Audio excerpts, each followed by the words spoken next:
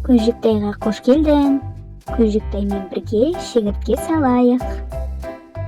Ол үчүн алды мен дәл осулай сопак шемер сызабыз.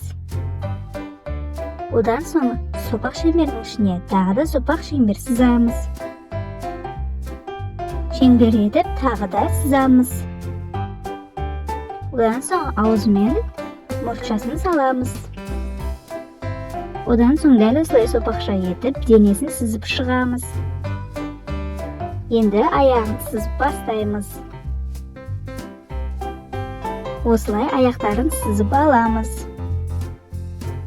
Одан соң шегірткенің денесіне қанаттарын сызамыз. Оның көлеңке жарық бөлігін бөліп шығамыз.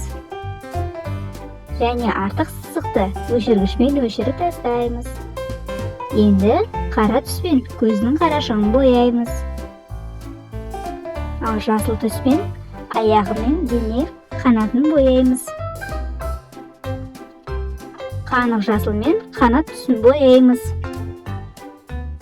Ашық жасылмен аяқтарын бояп шығамыз. Ақшыл сары түспен мұртшасы мен денесін бояймыз.